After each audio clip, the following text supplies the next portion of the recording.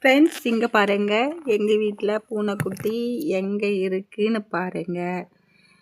குட்டி போட்டுச்சுன்னு சொன்னேன்ல ஃப்ரெண்ட்ஸ். பூனை வந்து ஒரு இடத்துலையே இருக்காது.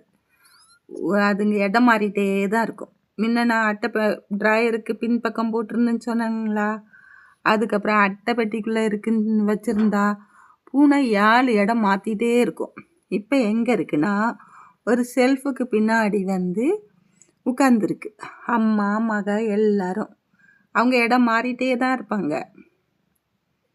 பாருங்க, ஒன்று கீழே சாடிட்டே இருக்கும். பாருங்க, இது எங்கள் வீட்டு செல்ஃபு. துணி வைக்கிற செல்ஃபில் வந்து பத்திரமா அவங்க பூனைங்களை கொண்டு வச்சிருக்கு. பாருங்க, 3 குட்டி போட்டிருக்கு. அதுதான் மூக்கில் மச்சான், அவங்க மம்மி. பாருங்க, இதுதான் அவங்களுக்கு இப்போ மழை வேற பெய்யறனால அதுங்களுக்கு குளிருக்கு சுகமாக இங்கே வந்து உட்காந்துருக்கு.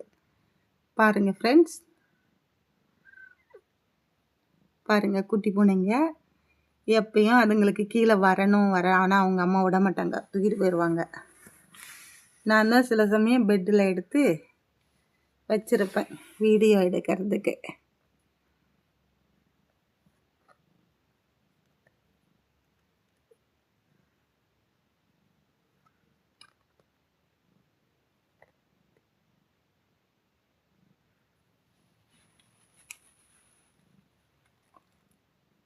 பாருங்க ஃப்ரெண்ட்ஸ், நல்லா இருக்கா ஃப்ரெண்ட்ஸ்?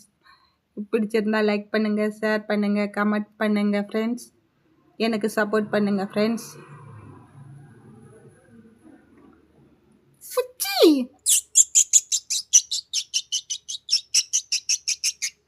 கீழே எப்படிடா சாடலான்னு பார்த்துட்ருக்கு. இன்னொன்று குட்டி அங்கே வருது.